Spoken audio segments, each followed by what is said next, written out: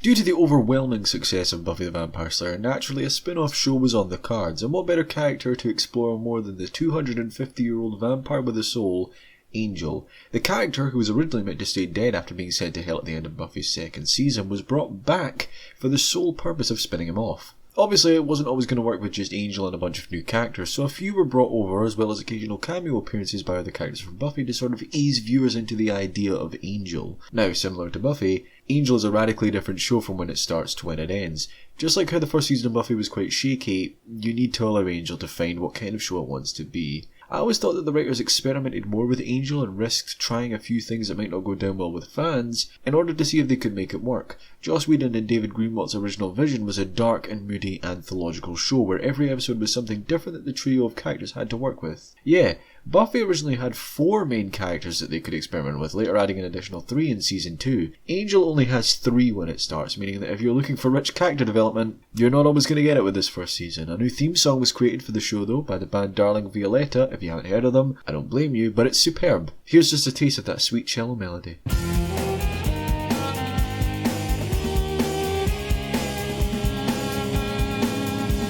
How is this show going to work, you might be asking? Maybe you're watching this just after or alongside my Buffy Season 4 video and you haven't seen Angel yet and are thinking of giving it a go. Well, in that case, stick around to find out, as this is an episodic analysis of Season 1 of Angel.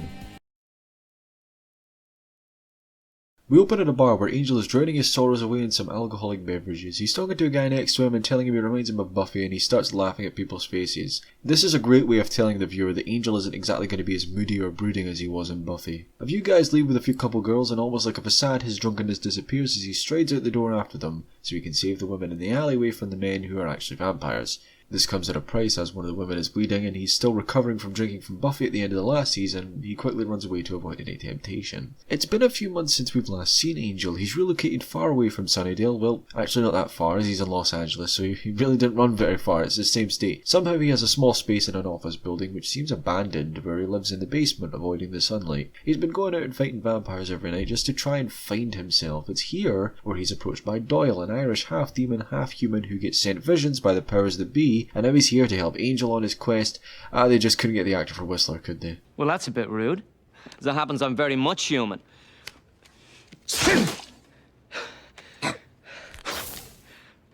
On my mother's side.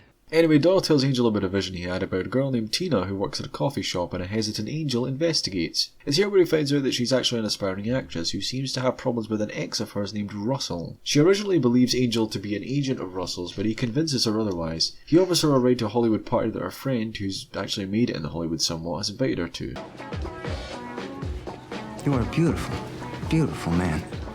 Thanks. Angel, while attempting not to get recruited by an agent, finds Cordelia, who has moved to Los Angeles in order to become an actress. She claims to be living in a condo in Malibu, but I smell bullshit, as it's only been a couple of months, Cordelia. It's not that long since your father was done for tax evasion. Tina gets hassled by a grunt of Russell's and asks Angel to leave with her. They do, but get ambushed in the parking lot. Angel manages to save Tina and take her back to his place, where he offers her a safe place to stay out of Russell's sight. According to Tina, she had a friend named Denise who fell in with Russell and somehow disappeared. Angel researches at the local library during the night with some nice attention to detail, using multiple computers at the same time due to the slow loading speeds of PCs in the late 90s. He concludes that Denise may have been murdered, and he tells Tina the following morning. Tina, however, is more focused on the note that Doyle wrote that has her name on it, which Angel left lying around, and she's freaked to the point where she quickly leaves, believing Angel to be an associate of Russell's. He attempts to make her stay, but due to the sun he only pushes her away further. Tina returns home to quickly pack, where she's visited by Russell himself. He starts to coerce her into coming back to him before biting Tina, revealing himself to be a vampire. Angel, following Tina's scent, travels through the sewers to find Tina's dead body, where he has to face the fact that he lost. Surprisingly, Whedon and Greenwald didn't want the first episode to be smooth sailing for Angel, and the woman he's supposed to save doesn't get saved. While Russell is visited by a young lawyer from Wolfman Hart, a seedy law firm that builds him a fake alibi in order to get away with murdering Tina, he spots Cordelia on one of the films that were shot at the party. He takes an interest, to say the least. Meanwhile, Angel tracks down Russell's goon from earlier and gets Russell's address from him. Angel and Doyle drive to Russell's home that night, and Angel breaks in, preparing to take out the lights with a handy contraption that he has. Let's say Doyle made it for the plot's sake. Cordelia, who's been invited by Russell to stay for dinner, figures out that Russell is a vampire. No mirrors and lots of curtains. Hey, you're a vampire. What?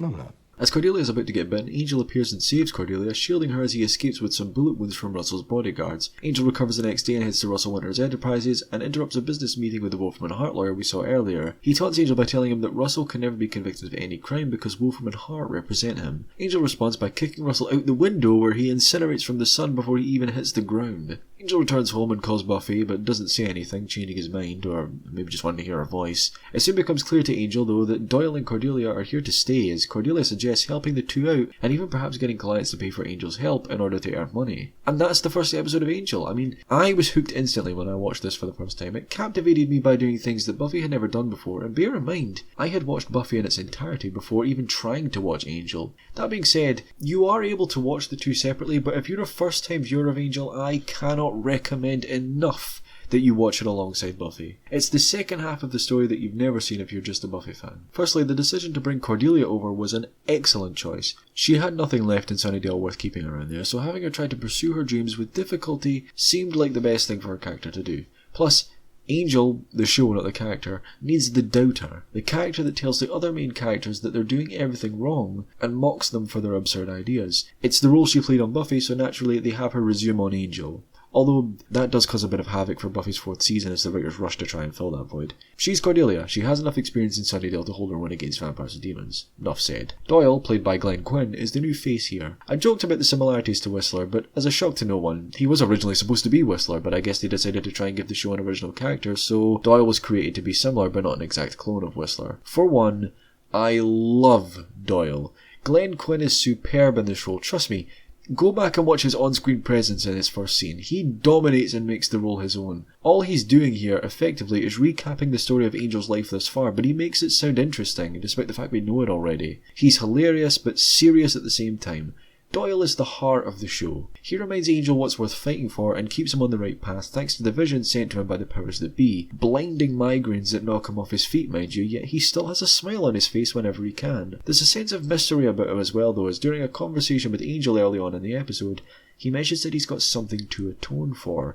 That's all he says, and I want to know more.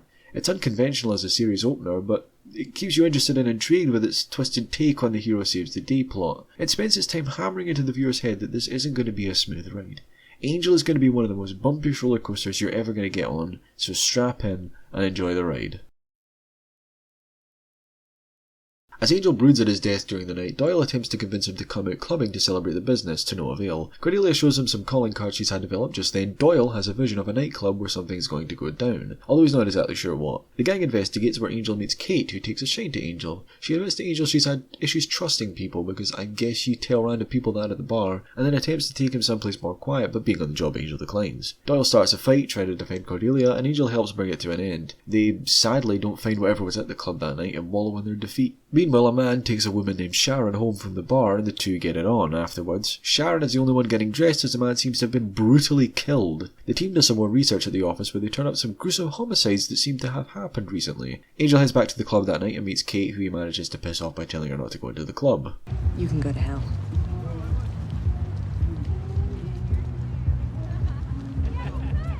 Been there, done that.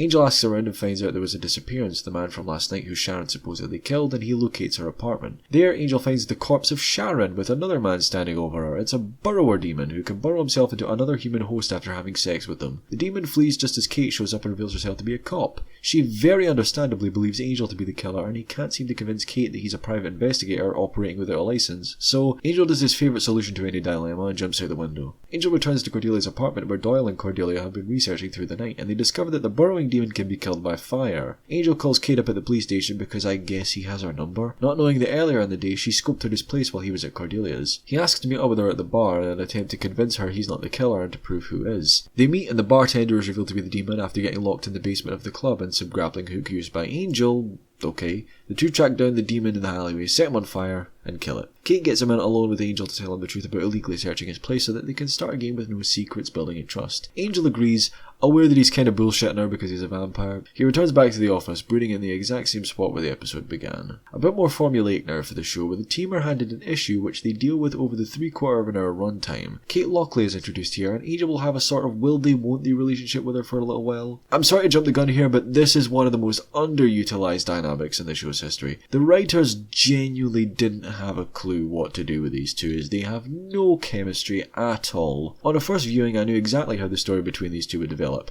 Angel would keep it a secret that he's a vampire, Kate will somehow find out and her trust issues will cause her to shut herself away from Angel, where the relationship will stall for several episodes.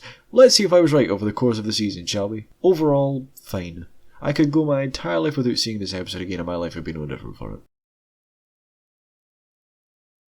Spike arrives from Sunnydale searching for the Gem of Amara, which he assumes Buffy would give to Angel. The next day, in Angel investigations, they've just received their first invoice of payment for helping a woman named Rachel with her ex-boyfriend, who almost killed her in the opening scene. Oz arrives and gives Angel the ring, much to Doyle's shock. Come on, I got something that'll boost your spirits. Why don't you put it on, and here, I'll stake you.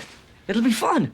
After the team leave to celebrate with the ring at the pub, Angel hides the ring in the sewer tunnels, not really wanting to use it. Angel is called by Rachel the next morning and she tells Angel that her boyfriend, who was sent to jail, has been released on a technicality. Angel rushes to his car where he's ambushed by Spike looking for the Gem of Amara. Doyle and Cordelia arrive as the two fight and Spike flees knowing when he's outnumbered. Angel warns Cordelia that Spike may come after her, so she stays with Doyle. While Angel meets with Rachel and convinces her to leave her boyfriend for good, Doyle calls all the demon contacts he has and uncovers a breadcrumb trail leading to Spike's whereabouts. Angel finds Spike and chases him down an alleyway where Angel is captured and tortured by a vampire named Marcus, who has a very disturbing obsession with kids, according to Spike. Spike gets bored of how long the torture is taking and ransacks Angel's place to find the ring, to no avail. He's confronted by Cordelia and Doyle, and he threatens them to give the ring by sundown, or he stakes Angel. Thanks to Doyle's secret use of demon powers, he finds the ring in the sewers, and they come up with a plan to save Angel. The two approach a shaded Spike and convince him to show Angel alive before they hand him the ring. He does so, and as he's just about to get what he wants, Oz busts through the wall of the warehouse in his van, and they rescue Angel. Spike looks around for the ring, but can't find it as Marcus is still on it and is now wandering around the streets of Los Angeles, able to kill anyone he wants. As Spike swears to not work alongside anyone else ever again, an injured Angel convinces the team to turn back to track Marcus, and they do so, finding him at a beach where he's approaching a group of children. Angel comes up with a risky idea of leaping out of the van into the sunlight, and before he can be burned up, dives into the ocean, dragging Marcus with him. They fight under the boardwalk, Angel stakes Marcus, rips the ring off his finger, and Marcus dies. As Oz departs back home to Sunnydale, Doyle and Angel share a moment watching the sun go down, and much to Doyle's confusion, Angel smashes the ring so that he doesn't lose sight of his mission and doesn't cheat his way to redemption. As the second part to Buffy's harsh light of day, this episode does one thing better than that. It allows Spike to work on his own, as in the Buffy episode he shared all the scenes with Harmony, and I didn't find Spike very effective paired up with her. Here he's much more of the Spike I know, and this is a turning point for his character as he no longer wishes to work with anyone. No Harmony, no Drusilla, no Marcus. He's a lone wolf, as he puts it. Bringing Oz over for this episode too helps ease Buffy viewers into Angel's darker tone and subjects. He isn't in it for very long, but he's Oz and he works in this dynamic. Doyle shows his demon form again, this time hiding it from Cordelia, who doesn't know he's a demon. Doyle has a thing for Cordelia, which will develop more as the episodes go on, but he believes, through her disgust for demons, that if he were to reveal his secret, she would either turn away or lose interest altogether. Angel's decision to destroy the ring has been a point of contentment for some viewers. Why does he do it? Well, I think his reasoning is justified. Angel is a protector of the people during the night. He says to Doyle that Los Angeles in the daytime is designed for tourists and civilians, where the police can be their saviours. He's the night man. He looks after those that have no one else to go to, and having a way to walk around in the daylight might make him lose sight of his goal at being night man. Plus, I mean, come on, would the show be as good if you could just walk around with no restrictions? That's the whole point of the programme. This episode is a solid foundation for the Doyle and Cordelia relationship to develop, for Spike to return to Sunnydale, more prepared to deal with Buffy, and to establish the crossover dynamic that the two shows will continue to have for the rest of the season. If I'm looking for an episode to define early Angel, it's this one. This episode, like many other Angel episodes, has me split down the middle. Its premise is interesting, but at the same time both ridiculous and underdeveloped. Doyle has a vision of a girl named Melissa who has a stalker doctor. Oh damn, it's the coroner from L.A. Noire! Anyway, he fell in love with her after operating on her. He's able to detach and reattach his limbs based off of some psychic yoga sessions with a television celebrity, and he's spying on her at every chance he can get. How does detaching the eye from your head allow you to still see magic or something? Angel tricks the doctor by making him think he's killed him, but he's a vampire if you don't remember, and he shows up in the nick of time to save Melissa and split the doctor apart, burying him in separate pieces. It feels very David Greenwalt without having any of the particular traits that Greenwalt uses. Its description of the doctor's ability to detach himself into pieces is extremely vague, and it seems like they tried to go down a different road as opposed to just magic being the cause, but it comes across as a tad confusing in an attempt to overcomplicate things for the sake of a slightly more interesting plot, which it has. I like this episode even for its flaws. To segue into positives, one of the highlights of this episode is Doyle and Cordelia's relationship here. Cordelia, who at first didn't care much for Doyle and still claims not to, starts asking Doyle questions about relationships, which he of course believes was brought into her head by the case, but I suspect it's to find out what kind of man he is. She doesn't want a come on, but she wants to know if Doyle's attitude is right for hers. Plus, she also tries to fix his collar at one point. They're moving into will they won't they territory, which is a plotline that I don't necessarily hate, but like Angel and Kate, it is very easy to fuck up or steer away from unintentionally. The writers had to hit the nail on the head with this one to make it work. Cordelia runs into a cockroach problem at her apartment and accepts an invite from Doyle to stay at his place. Trouble is, Doyle is being chased down by a demon named Griff, who Doyle owes money. The two of them stay with Angel while Doyle helps Cordelia find a new place, which he does, and it's great, except it's haunted. The ghost terrorizes Cordelia all night, seemingly the spirit of an old woman. Angel and Doyle rescue her and research the house to no avail. Angel seeks help from Kate and they discover that there have been 3 recorded suicides in the house. Meanwhile, Cordelia gets a call from Angel telling her to meet him at the house. This isn't Angel, but actually the ghost luring Cordelia there so she can hang her. Doyle gets back as Angel calls and somehow Doyle plays an answering machine over the phone to reveal the ghost trick to the two of them. They rush to the house and save Cordelia a second time, attempting to exorcise it. Griff shows up, however, with a few goons and they fight with Angel and Doyle. Cordelia gets confronted by the old lady ghost and she mistakenly calls Cordelia a bitch, which reawakens some form of actual bitch in Cordelia and she begins to fight the ghost off. As Griff is killed by Angel, Cordelia, seemingly possessed, destroys one of the walls in the house to reveal a skeleton. This is the spirit's son, named Dennis, who was planning to run away with his girlfriend, but his mother didn't approve and buried him alive in the walls of the house, where she then suffered an immediate heart attack, so Dennis suffocated to death. In the closing scenes of the episode, Doyle installs a new deadbolt on his door, and Cordelia enjoys her new apartment now inhabited by her and the friendly ghost Dennis. I don't have an awful lot to say about this episode in all honesty. As the first Cordelia-centric episode of the show's run, it does its job fine. Its only real purpose is introducing Dennis, who will remain a fixture on the show, although we never actually see him again considering he's a ghost. Jen Espenson said that this episode was about Cordelia basically getting back to the way she was prior to her Riches to Rags arc in season 3 of Buffy, regaining her confidence and wit. Confidence and wit that I personally was never convinced at all that she had actually lost. Seriously, she's Cordelia at the start and Cordelia at the end. She doesn't feel any different other than being in a sizable house.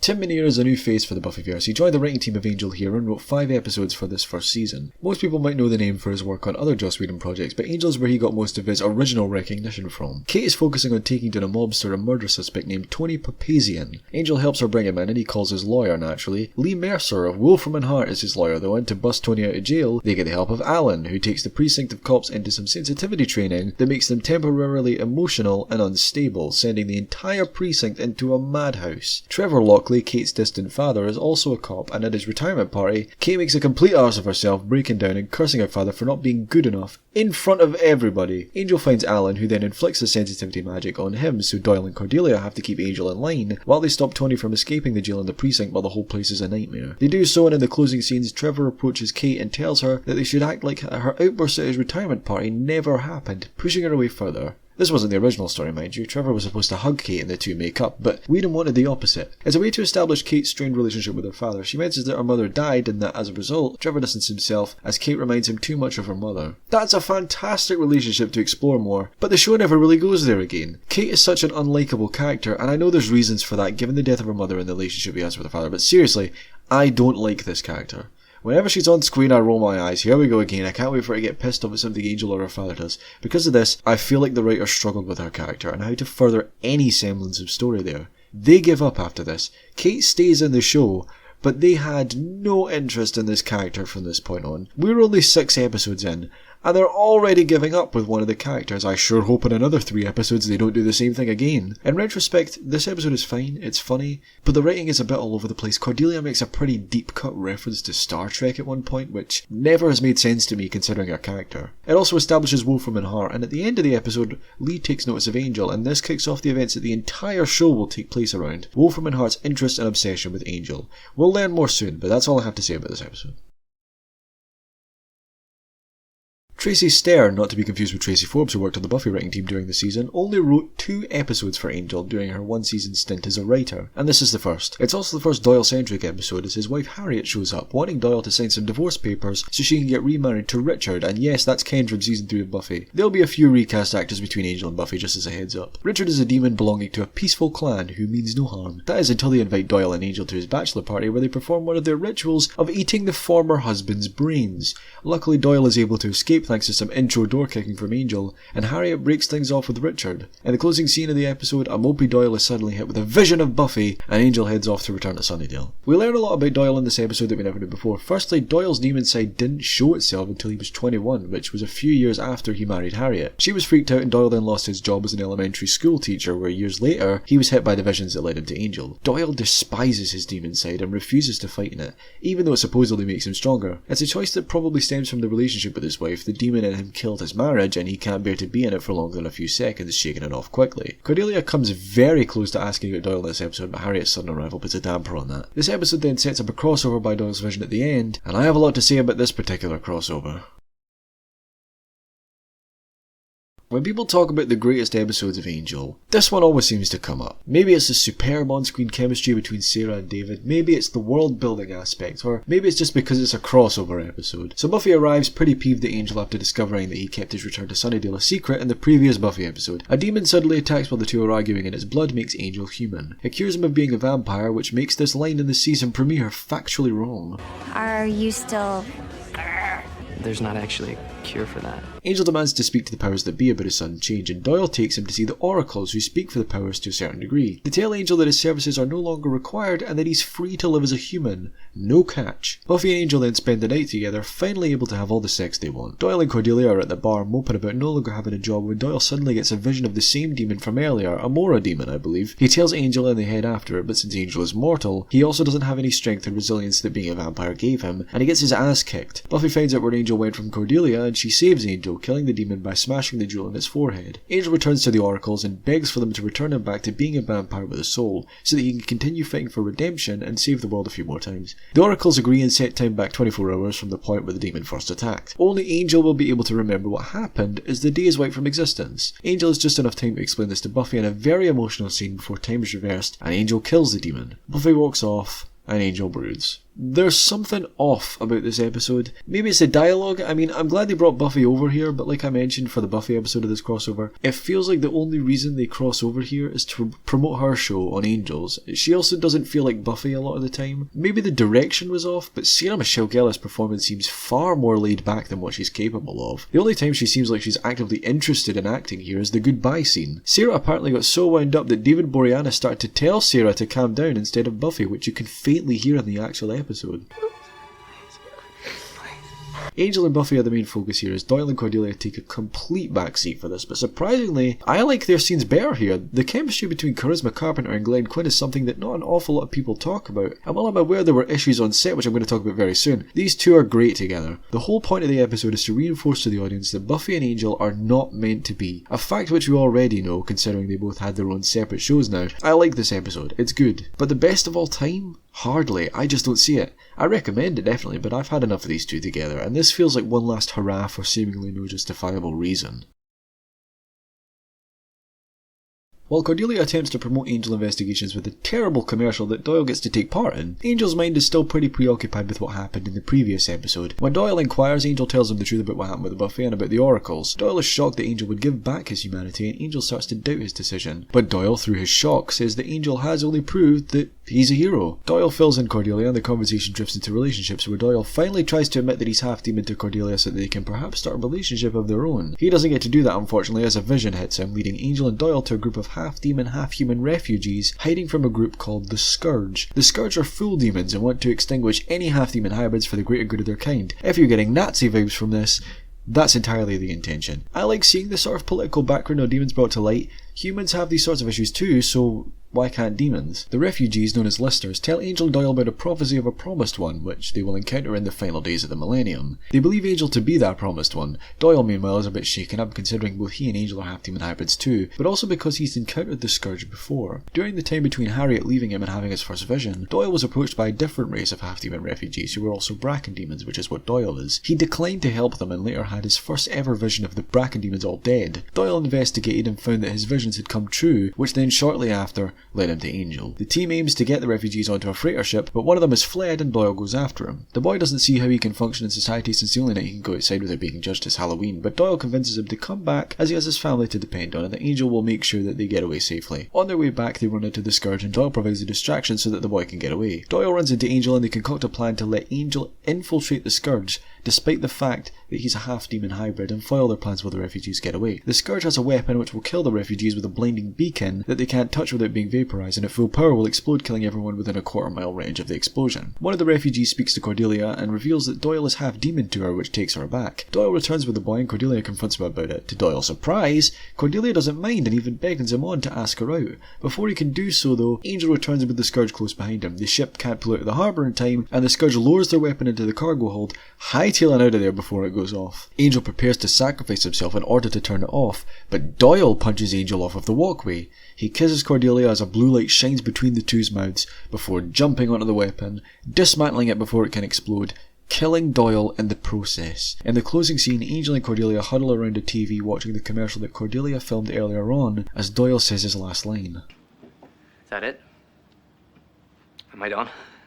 This episode is brilliant. Far from perfect, don't get me wrong, but still incredibly enjoyable. Firstly, Doyle's sacrifice is one of the most heartbreaking deaths in the show. It cements an earlier point made in the pilot where Angel can always kill the evil, but he can't always stop the evil killing the innocent. Doyle's death destroys Angel. This is the one person he's ever properly connected with. Doyle was Angel's peer, his guide, his friend, and he shared the curse of being half-demon with him. There's a connection there that Angel has never had and never will have again. Watching Doyle's arc come to an end is just great. He feels like a complete character despite only being in 9 episodes. He finally atones for what he was talking about in the pilot, makes peace with Cordelia about his demon side, and no longer feels ashamed of who he is. It's such a crime we never got to see Doyle and Cordelia together. I've said before that I love their chemistry and I'll say it again. I guess we have to address the elephant in the room. Glenn Quinn, the actor who played Doyle, was not without his problems. Firstly, the writers felt that Quinn's intense portrayal of the character, although brilliantly acted, was too similar to Angel's and that the show couldn't really branch out into a wider range of storylines in fear of the characters seeming out of place in the more ridiculous plots. Secondly, Glenn Quinn had a pretty serious drug problem that provided a pretty hostile and uncomfortable working environment sometimes. He would show up to say hi, not knowing his lines, and would laugh during takes making the show, which was just starting out in the shadow of Buffy. It was harder to make. Quinn parted on good terms though, and the writers gave him a heroic exit. No, Doyle wasn't meant to die as early as he did, but it did feel like we'd seen almost all there was to save him up to that point. As I said, I would have loved to see the Cordelia romance develop a bit more, but if there were too many bumps and headaches in order to keep Doyle on the show, it's understandable that they let him go. There were a few campaigns to bring him back, and there was even discussion about bringing him back as a big bad in later seasons, which would have been very interesting to see. Unfortunately though, Glenn Quinn's addiction didn't fade away, and after difficulty landing any more acting roles, he died of an overdose 3 years later at the young age of 32.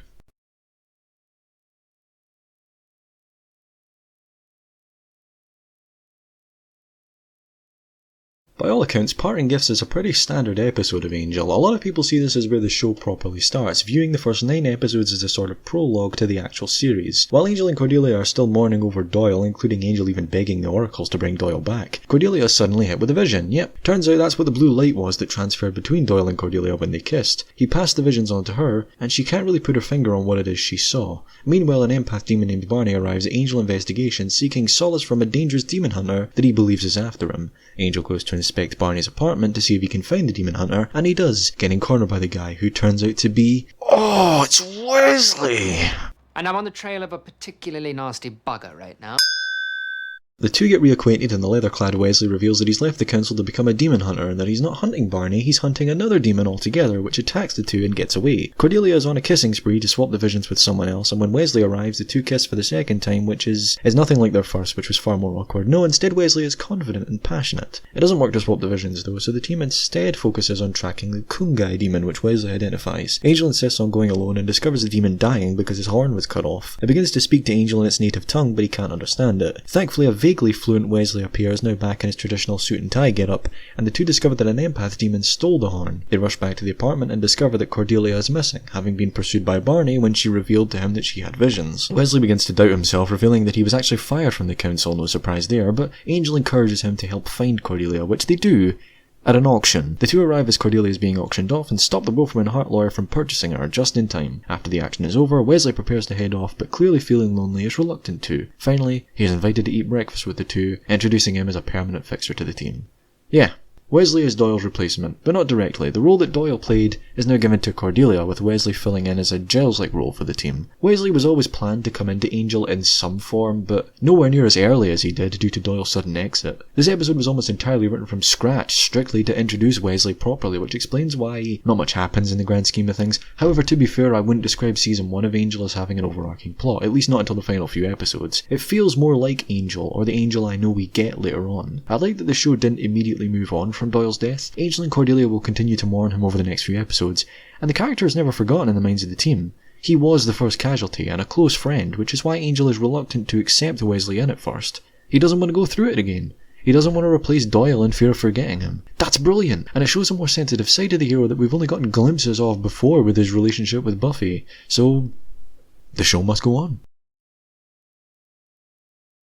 Jeremy Renner guest stars as Angel begins to have dreams of killing people, which actually happen, although he doesn't remember committing the acts. It's actually an old buddy of Angel's who he sired centuries ago, who we've never heard of before and will never hear of again, Penn, who he schooled in the art of murder by performing it on his own family. Nearly 250 years on, Penn is reliving the murders of his family on innocent civilians, and the police are hot on his trail, led by Kate. Angel attempts to assist the police, but Kate soon finds that there's more to Angel than meets the eye, as when Penn corners Kate in an abandoned building, which she's in alone, apparently no backup. Angel swoops in to save her, revealing to Kate his true face, and that he's a vampire. Penn escapes and Kate feels betrayed by Angel, considering she trusted him. Yeah, remember when she mentioned she had trust issues? And this one really worked out this time, didn't it, Kate? Penn pays a visit to the office, almost killing Wesley, but yet again, he flees. Angel seeks help from Kate, but she understandably tells him to fuck off. I'm sure I predicted this earlier, didn't I? Angel and Wesley find Penn's hideout and discover that he's providing Angel with a fake setup in order to distract him while he kills Kate. Angel doesn't fall for it and goes to save Kate as the two vampires begin a brawl. Penn attempts to use Angel as a shield so that Kate can't stake him, but Kate luckily manages to pierce Angel through the stomach and up into Penn's heart, dusting him. That's a really handy knowledge of human anatomy you've got there, Kate. There's one glaringly obvious thing about this episode, at least to me, and that's how obvious it is that this was written prior to Doyle's exit. A few scenes had to be cut, or either rewritten entirely due to this, and I think Wesley comes off a bit too Doyle-like in a few scenes. The part where he's kidnapped by Penn in the office, everything he says just sounds like Doyle. The final scene between Angel and Cordelia on the rooftop was originally between Angel and Doyle, which makes Cordelia's lines come off like she's Doyle in disguise.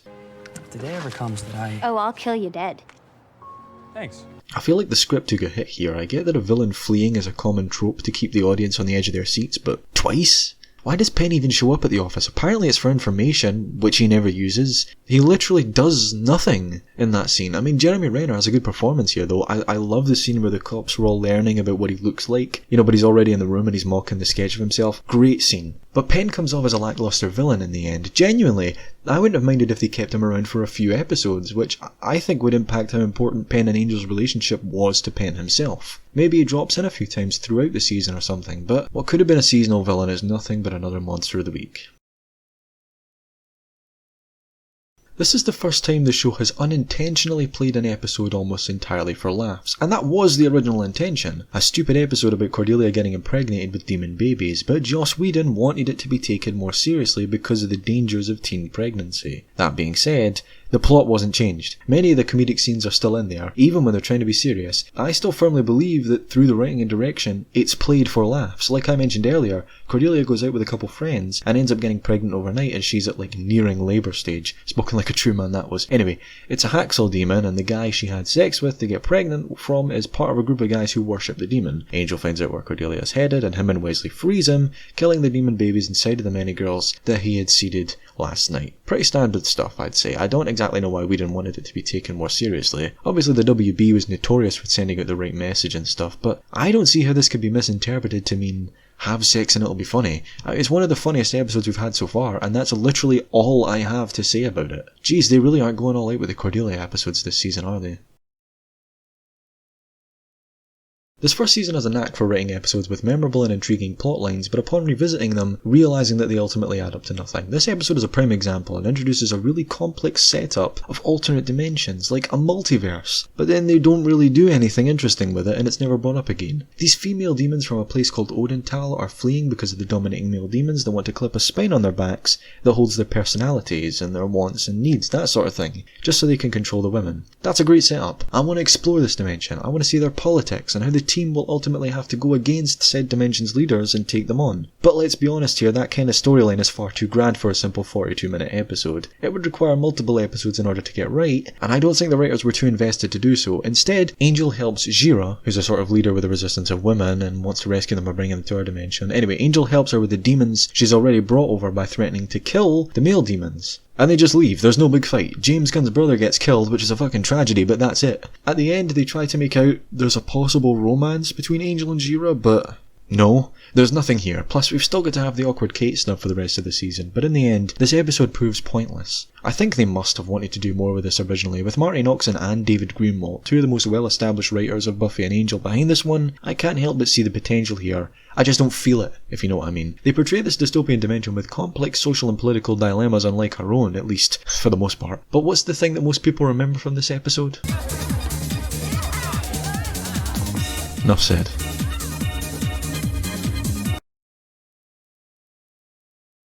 Now this is an episode that's potential was fully utilised, one of my absolute favourites of the season. Cordelia has a vision which turns the team's attention to a suburban family where something's off. Angel saves a young boy from almost getting hit by a car and befriends the family. Wesley, through finding some demon excretion at the side of the house, figures out that one of the members of the family is possessed. Angel is convinced it's the overbearing father who locks his kids into their rooms at night and makes sure his wife is in line. They do a test to figure out who the demon is and bring it forward by planting some chemical formula in the brownies the Angel brings to the family's dinner. In a tense scene, the demon is actually the son. The second act of the episode then is spent trying to exorcise the demon, which the team finally do after being taunted for hours by it. He ridicules Wesley for not being good enough for his father, which is a new thing that'll become more important much later on in the show, but he also taunts Angel by using Doyle's voice and then saying that Doyle wonders why Angel wasn't able to save him from dying. This infuriates Angel and the exorcism takes place rather quickly, causing the demon to escape. As the family is sent home, Wesley and Angel go to hunt down the demon, who reveals that the son has no soul, and this demon is absolutely terrified of the boy. He never even manifested until the brownies, and he wound up the team so much that they would exorcise him as soon as possible in order to get him out. He doesn't fear death,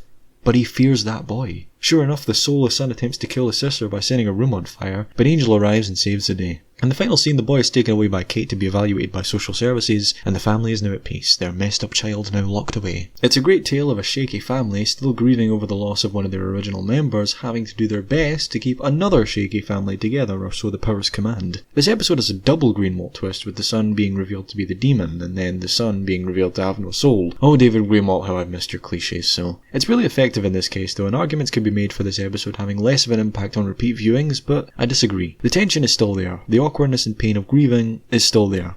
There's a part in the first scene where Angel accidentally calls Wesley Doyle, and it kinda ruins Angel's day. This part was actually inspired by the fact that the original script and idea for the episode was prior to Doyle's death, and instead of simply changing this line to say Wesley instead of Doyle, they went with it, and I'm glad they did. It's class. Comparisons have been made to Supernatural, which is a similar show that began airing 1 year after Angel's conclusion on the same network, and it's no secret that that took a lot of inspiration from Buffy and Angel. The main premise of that show is two brothers with a very shaky relationship, travelling around to different towns and families and saving them from demons and spirits and the like.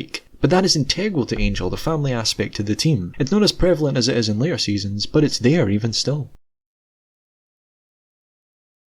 This episode is oddly structured for a mid-season episode. The main plot surrounds a usually peaceful demon attacking people on a subway train, which leads Angel to Kate's father, Trevor, who's working for a secret drug business disguised as an auto parts company. And though he thinks he's helping them with importing illegal car parts, when in reality it's mystical drugs, which is what made the peaceful demon at the start so violent. Trevor, after being interrogated by Angel, visits Kate to suss Angel out, and then informs the dealers to dial back what they're asking him to do. So they kill him, and Angel has to watch as he's unable to enter since Trevor wouldn't let him in. Kate isn't happy, to say the least, and attempts to take down the demon drug dealers on her own, but Angel ends up helping her. Kate, yet again turns away from Angel and decides she doesn't like him anymore. I swear to God, this has happened too many times, and we're just over halfway through the first season. While all of that is going on, we get a more detailed look at Angel's past. I don't know why they decide to do it here, but they just do. We see Angel as Liam, the man he was in Ireland back in the 1700s, and his disapproving father, who treats Liam like trash and kicks him out of the house. He meets Darla, becomes a vampire, and returns to his family to kill them all. I suppose there's a link there with fathers, but both Kate and Angel's fathers are so radically different that I don't understand exactly what they're trying to do here. Trevor Lockley cares about his daughter to some degree, but keeps his distance because she reminds him of his departed wife. Angel's father was just straight up an asshole who screamed at Liam the whole time about getting drunk and wasting his life away. At points,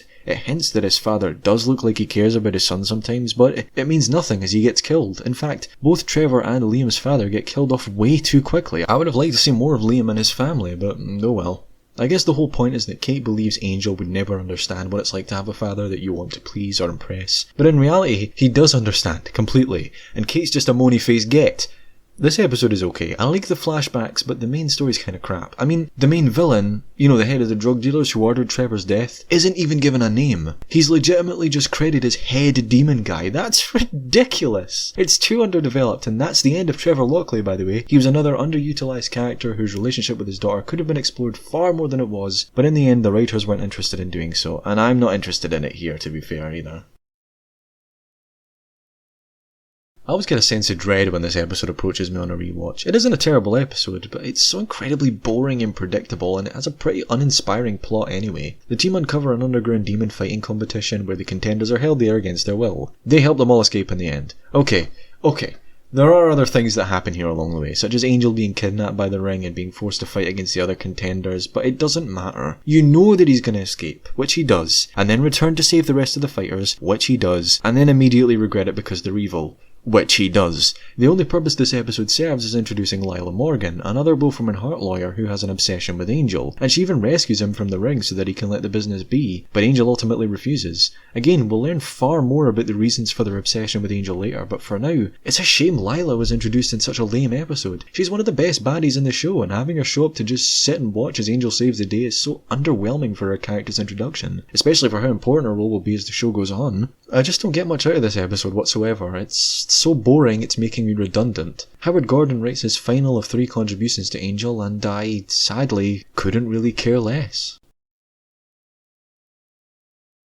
Angel befriends an actress named Rebecca Lowell, who's struggling to find work after the cancellation of her last show, and once she realises Angel is a vampire, decides she wants him to stick around. Angel becomes her bodyguard, saving her from a stalker who sends her strange letters, until it's not actually a stalker, but a setup by her agent. Oh hey, it's that guy from the first episode. You are beautiful.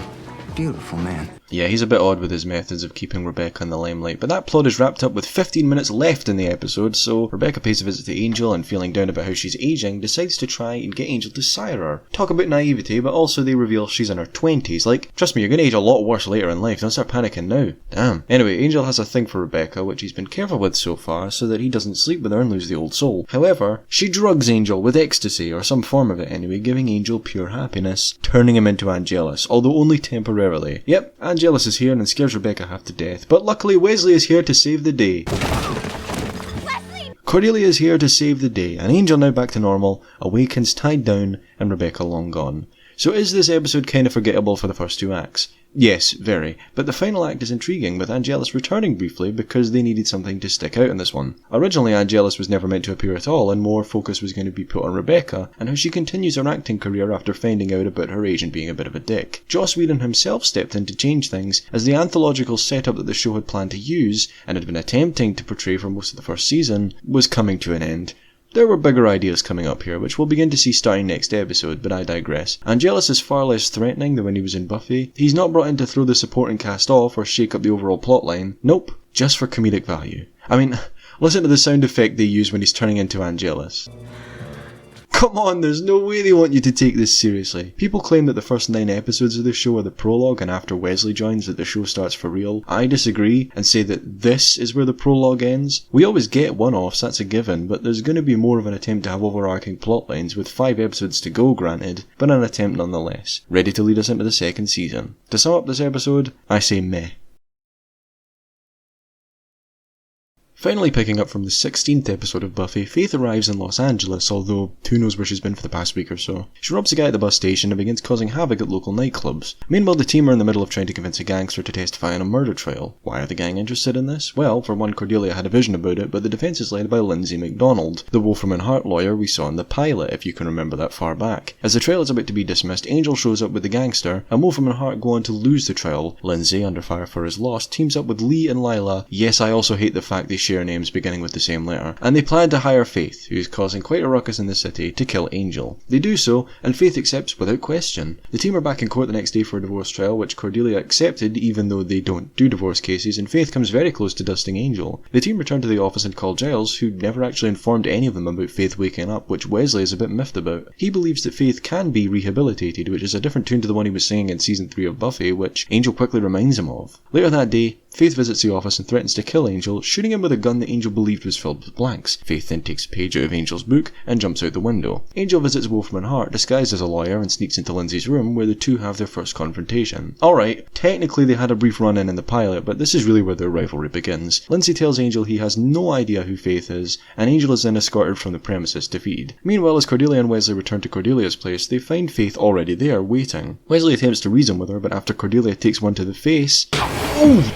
Damn, Wesley really isn't playing around anymore. Faith takes Wesley to the apartment of the guy she robbed earlier and tortures him. Fun fact, this scene was actually the reason why season 1 of Angel is rated 18 in the UK. We can handle strong language and nudity pretty well, but torture scenes, where not much torture is even shown at all? Well, that was too much in 1999. Angel works out where Faith is through some police reports, and the two partake in a brawl which leads outside into the rain. Faith breaks down and begins to beg Angel to kill her as Wesley runs out into the alleyway, watching as Angel embraces Faith. Angel then takes her back to the office where she's safe from the police in an attempt to rehabilitate her again. Wesley comes in the next day, much to Angel's surprise, with his tune now back to his original after enduring a night with Faith. He's pissed because Angel is giving his torturer a place to stay and pastries. Cordelia, very intelligently, decides to take a vacation while all this shit is going on, and leaves. As Angel has some talks with the jumpy and broken Faith, Wesley is approached by the Watcher's council team, who we first saw during the 2-part episode on Buffy. They tell Wesley that the council forgives him for what happened back in Sunnydale, and they offer him a ride home to England, providing he helps them capture Faith. They hand Wesley a drug that would knock Faith out, giving them time to come into Angel's and take her away. Lindsay, Lila, and Lee plan to kill Faith after she decided to console an Angel instead of killing him like they'd agreed. They hire this fucking thing to do the job, and it attacks Faith while Angel's out of the room. They take it out, but Faith begins to freak out because she's killed another thing. See, Faith's finally coming back down to earth. I mentioned in my season 3 video that there was a good side to Faith which we got to see in her earlier appearances, but it was confusion, jealousy, and underlying psychological issues which led to her becoming evil. Those are wearing out. She's realising what she did,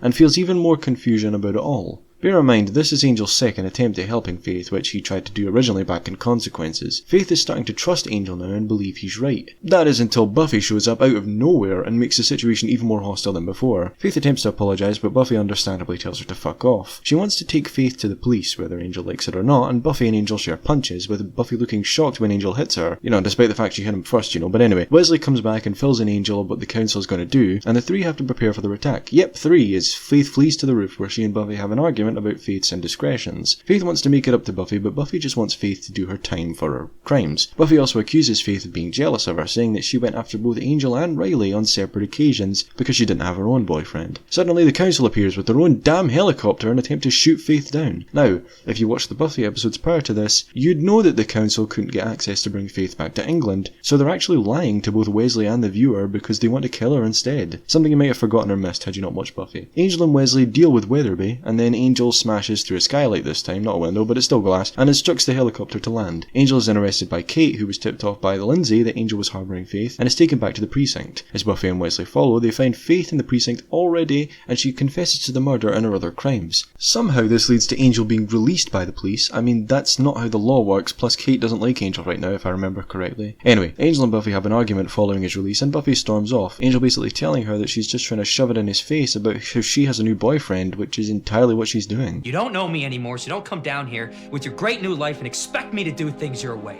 He can't move on. He can't have a relationship with anyone like she can. Angel begins to regret what he said and tells Wesley he plans to head to Sunnydale to fix things. We close on Faith now imprisoned pending her sentence. This is a great set of episodes. I mean, this is the most plot we've had in ages, considering we're only establishing a recurring villain now. Oh sure, Wolfram and Hart have had passing mentions in the past episodes, but this is it. Angel against Wolfram and Hart. Let's start with the lawyers. They're evil. Yep, that's all I have to say. Lila and Lindsay will become much more distinct in the next few episodes, but there's really not much to say here. They're all assholes, they're all impatient, they're all evil. Faith wraps up her arc here though, and it's done with a neat little bow and everything. Faith actually comes to her senses after coming to her senses a week earlier. She doesn't have anything to fight for anymore. The mayor is dead, that whole vendetta is over, reawakening the real her. This is a good place to leave Faith off for the time being. Her entire character has more to go, but she takes a much needed break here to reassess herself for the next few seasons. One thing I didn't bring up because it would have ruined the flow of my plot summary is the flashbacks. In 5x5, we see Angel shortly before and shortly after getting his soul back in the late 1800s. Again, weird place to do this, but they're fun to see, and it's always great to have Darla back and making a reappearance after a brief stint in the first season of Buffy. There's also the Watchers Council team. Damn, this party got really crowded in the sanctuary. We had the 3 lawyers, the Watchers Council team, Faith, and Buffy alongside the main trio. Oh, and Kate as well. Jeez! The council team has more involvement here. On Buffy they're just 3 thugs, but here they're each distinct, even if they only appear in the second episode of this 2-parter. Collins is the head of the team. He makes the compromises in order to get the job done. Smith is hesitant, but not afraid to do what is needed when required of him. And Weatherby is an impatient, creepy little man who if I saw a picture of when I was 5 would probably have nightmares about. They're good villains, we just never see them again sadly, and there's no need for them to stick around after this. Faith is incarcerated, end of story. Buffy is a dick, needlessly, the whole time she's here. I guess she's justified when it comes to Faith, but she's really horrible to Angel. It's understandable that Angel is pissed off and hurt because the last time he saw Buffy was in I Will Remember You, which only he has memories of. Tim Minear was meant to write this episode on his own, but brought Whedon in to write Buffy's scenes so that he wouldn't screw it up. Well, that worked out brilliantly. Now Buffy is incredibly unlikable when she leaves Los Angeles here because she's throwing a relationship in Angel's face. Yes, Buffy, we know Angel hurt you, but it's not going to work, is it? The man can't pleasure you at all without becoming a homicidal maniac. Face it, you've moved on, so move on. Angel did the right thing. We established this. Now go back to your own show and don't come back. Yeah, this is Buffy's final appearance on Angel. What a nice ending to have here. I know they make up on Buffy, but I suppose this scene is the writer's way of saying they want Angel to earn its own following and identity, so they distance themselves from Buffy following this. And then there was the whole network swap, but we're getting ahead of ourselves. 5x5 is a bit confused with what it wants to do, but tries a few interesting things, and Faith is an enjoyable villain. Sanctuary is a far better episode, however its overabundance of characters gets a bit crowded at points. A nice temporary ending for Faith as the show continues on to find that new identity that I was talking about.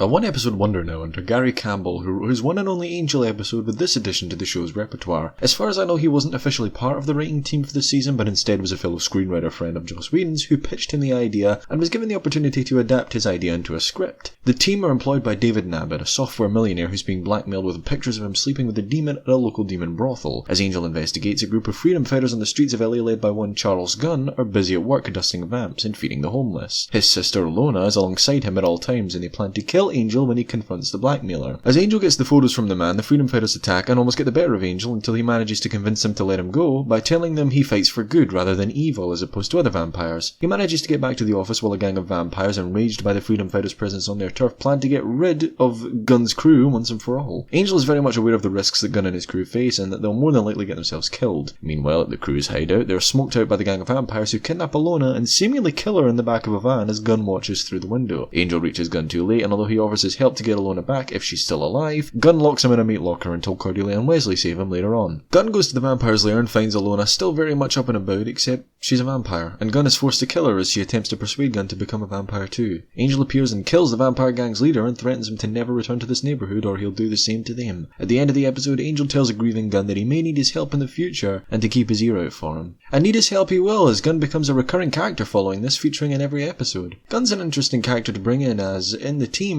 we have pretty well-off human beings and a vampire seemingly doesn't have issues with money either, so this is a chance to look at a character who has the same passion for killing evil as the team, but comes from the streets. Gunn is a fascinating character study, as his sister was what he was fighting for, to give her a better life and a place to grow up in with no vampires. When she dies, he loses that and his hatred for vampires grows stronger. That being said, Angel impresses Gunn with his moves earlier in the episode, and when he offers him an opportunity to work alongside him in the future, Gunn doesn't exactly jump to decline. That's why Gunn is such a great character. He hates vampires and wants to hate Angel, but he sees the good in him, so he's at a point of conflict. And that's really the purpose of this episode, introducing Gunn, who will eventually become a familiar face to viewers. Good concept, well executed.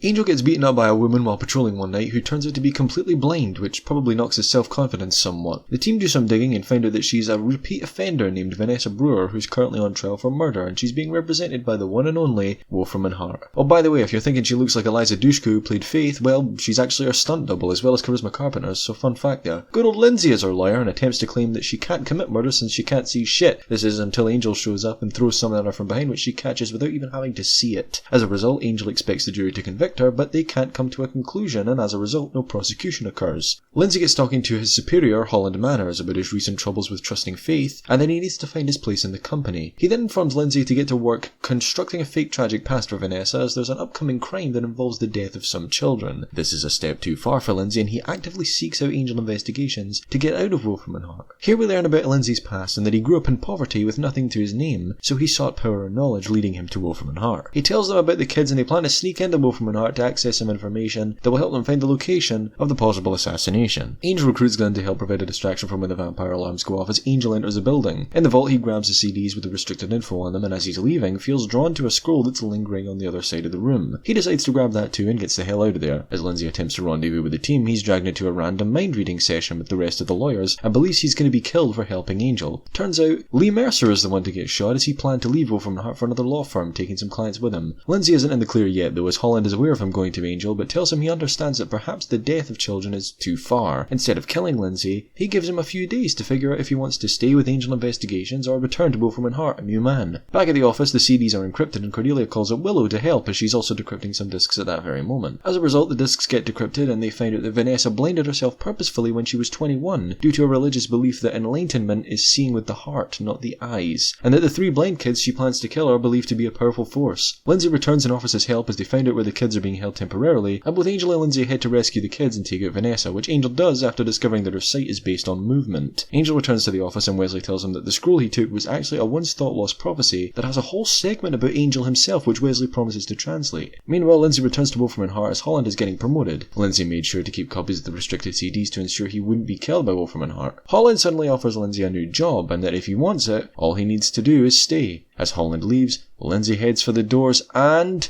shuts them. Yes, Lindsay is convinced and stays at Wolfram & Hart. What a great episode, it really is. Lindsay is a character based around a man who grew up poor with little money who became a rich and intelligent lawyer corrupted by evil. Although within Lindsay there's still a sense of himself, a good side, and a part of him knows that he's on the bad side as he seeks out Angel to help save the children because he knows that's what he does. Unfortunately, the power is too much for Lindsay and he ends up staying at Wolfram & Hart in the end with a lot more plot to come where that's concerned. I like that they give this villain a human side with morals and the fact that Holland Manners, one of the greatest villains in the show, understands and accepts it just this once. It's more proof of the fact that although Angel might be fighting an evil law firm, it's still human beings. He's still saving human beings from human beings. Alright, it is revealed later there is more to Wolfram & Hart than that, but Angel doesn't know that. And neither does Lindsay, really. Lindsay is sort of like Gunn in a lot of ways, as Gunn is someone who never got out of poverty and actually prefers to be on the streets. He's the anti-Lindsay, sort of. A brief crossover happens as Cordelia calls Willow, who's decrypting the discs that Spike brought back as part of Adam's plan. However, this does cause some significant continuity errors, as Angel was featured in the Yoko Factor, and that the episode in which Willow is trying to decrypt the discs primeval takes place the following day. Warzone took place over 4 days, which means for it to have happened at all, it would have been before Faith came to Los Angeles, but I digress. Gunn does return in a much smaller role, providing the distraction for Angel and the team to break into Wolfram & Hart, and he's hilarious. It sort of feels like he's already gone over the death of his sister, and he seems to be cheery as ever and smiling. So I guess it would have to have been a few weeks after Warzone if that's the case. Vanessa has a cool idea for a baddie, but she doesn't get much screen time, or lines for that matter. It's entirely to set up the inner workings of Wolfram & Hart and introduce Holland Manners. I love Sam Anderson, and considering he usually plays a villain, he's great here, and he makes me chortle with nervousness all the time, especially at that moment when Lindsay thinks he's in the clear after Lee gets shot, and all you hear is Lindsay.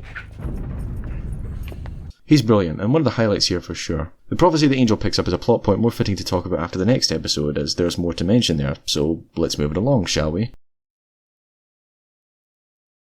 We have a rather quiet beginning to the episode as the team are chilling out on a seemingly calm night almost before the storm. Wesley encounters a tricky phrase in the prophecy called Shanshu that he can't quite figure out the meaning of properly, telling Angel it means he's gonna die, which isn't much of a shock to Angel. They get a brief visit from David Nabbit, who doesn't really add anything, so he quickly leaves, and Cordelia gets a vision of a homeless woman being attacked by a slime demon as Angel heads out after it. Meanwhile at Wolfram & Hart, the demon Voka is disappointed when he learns the scroll which contained the prophecies has been stolen by Angel, and the so-called raising can't begin without it. Angel saves the homeless woman as Kate shows up and once again blames Angel for her father's death. I don't forget anything. How about all those times Angel saved your life? He returns to the office where Wesley and Cordelia express their worry about Angel not really wanting anything out of his existence. He doesn't have a desire or an end goal. Wesley leaves to get some books that may help him translate more of the prophecy, and he tells Angel to lock up the scroll in case someone tries to steal it back. He suggests Angel visits the oracles, who are currently about to be slaughtered by Voka, who's on the hunt for Angel. Cordelia goes shopping for some art supplies for Angel, trying to give him a hobby, until Voka brushes past her, causing her visions to not just set off for a specific dangerous situation like the powers do, but for every possible dangerous or deathly scenario in Los Angeles, which sends her into a complete psychotic breakdown. Angel, after carelessly tossing the scroll into a cupboard with a shitty lock on it, which Voka quickly retrieves with no issue, heads to the hospital to comfort a screaming Cordelia. It really helps show that the percentage of people that the team has helped so far is minuscule compared to what's really out there. Wesley heads back to the office and discovers that the scroll gone and bomb traps in its place, exploding us into the second act of the episode. Angel luckily stops by again to check on the scroll and takes the shell-shocked Wesley to the hospital too, leaving Angel completely alone. Angel discovers a symbol in Cordelia's hand and consults the oracles, who are dead and fading away as they tell Angel that Voka is the culprit and he's at Wolfram and Hart for the raising. Angel seeks Gunn to protect Wesley and Cordelia at the hospital while he tracks Voka down, which he does, interrupting the raising, which Lindsay, Lila and Holland are present for too. As Voka and Angel brawl, Lindsay steps in and finishes the ritual, currently under pressure from Wolfram and Hart after his new appointment. Angel kills Voka as the creature brought forth from the raising is whisked away in a big fancy box, and Lindsay attempts to take on Angel alone. He starts to burn the scroll, which foretells that all of Angel's connections to the powers will be severed, as well as the words that can heal Cordelia, but Angel severs something else, cutting off Lindsay's hand. Wesley heals Cordelia, who breaks down after discovering the pain and suffering going on in the world that she was blind to, and asks Angel to save them all. He comforts her. Later at Cordelia's apartment, the now temporary Angel Investigations headquarters, Wesley goes over his previous translations with his new books, and discovers that Shanshu means life, not death, and that someday Angel will become human as a reward for saving the world as many times as is required of him. Angel cracks a smile for the first time in a while upon hearing this news, as it's revealed to the viewer that the creature rose from the depths of wherever, and the main element of the upcoming season is Darla, Angel's sire and mentor. Lots of stuff to go over, but the main thing is the fresh start the show is setting up for itself. The deaths of the oracles, the destruction of the office, giving our main character an actual motive he can work towards for the remainder of the show. Angel starts the episode without a want or desire, completely devoid of any hopefulness or proper enthusiasm to do his job. And who can blame him after having been at it for a year, and all he's got to show for it is Doyle's death and failing to convince Lindsay to leave the dark side. The Shanshu prophecy was needed for both the character and the show. There's something to work towards, something to benefit from when all is said and done, which is excellent. Speaking of Lindsay, as a man who was once considering changing his ways, he shows himself to have been corrupted by power and greed so much that he loses his hand for a cause he doesn't even fully believe in. He now seeks revenge on Angel for cutting his hand off, which gives him a good motive for the following season. Darla is behind Wolfram and Hart's big plan to get at Angel, although we're unsure what exactly they have in mind just yet. Unlike this first season, which has almost been lost with what it wanted to be at first, the introduction of both the Shanshu prophecy and Darla prove that there's a solid plan for season 2. They have a vision. Kate Gunn and David all make brief appearances. David gets one scene and adds nothing, as said previously. It's to ensure the audience that he's set to return and become a fixture on the show,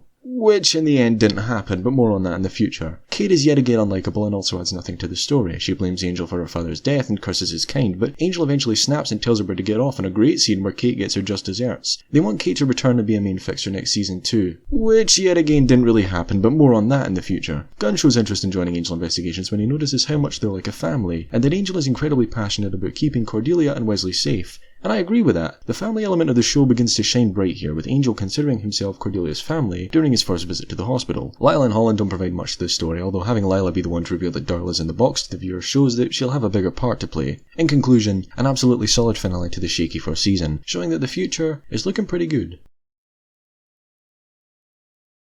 Season 1 of Angel has a tough time in the first 17 episodes, not really sure what it wants to be. The initial trio of Angel, Cordelia and Doyle started the foundation of the team we come to know. Doyle's exit is genuinely heartbreaking and starts a turnaround for the show in the direction it wanted to take. The family aspect of the team, it is a crucial part of every season following this, and Doyle's death cements that because the team all work so closely to one another, they grow tight and have close connections together. It establishes that romances are messy and make things harder when a team member may get in harm's way. Rest assured, Angel and Cordelia have learnt their lessons and shan't be seeking romances within the team anytime soon. Yeah.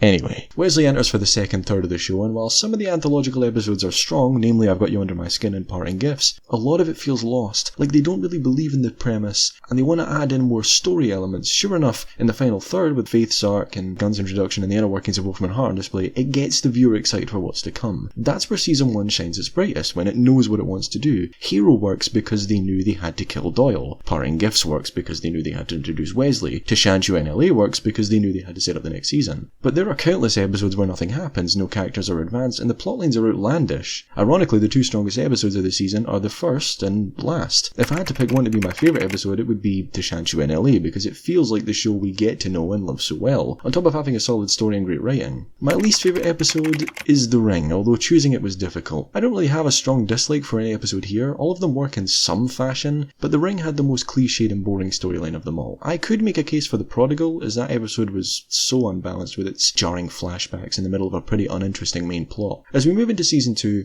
Angel has the Shanshu prophecy to work towards, Cordelia has her epiphany about all the people and pain in the world, and her character begins to develop a bit more to become less biting than she used to, taking over Doyle's role as the heart of the show. Wesley enters the season more experienced and competent than his role in Buffy, but by the end that wimpy Wesley we once knew is completely gone. He can't be described as pathetic anymore, he's versional quite cool and gels with the other team members well. The clumsiness is going to stick around for a while, but I digress. Gunn shows his interest in Angel and begins to respect him even though he's a vampire, which goes against everything he stands for. He'll be sticking his head in frequently to give the team more diversity, which it needs. Kate is many things, but written into a corner is the most perfect term I can use. Unless they planned to have her work her way into the team at some point, I really don't understand the need for her character sticking around often after this. Lindsay, Lila Holland and Darla are a gang of villains I can't wait to see work together, and how seeing Darla return will affect Angel psychologically. Season 2 is a great season, and I want to dive into it head first, but to wrap up season 1, it establishes the unpredictable nature of the show, the family aspect of the team, and everything else the show will eventually incorporate full time.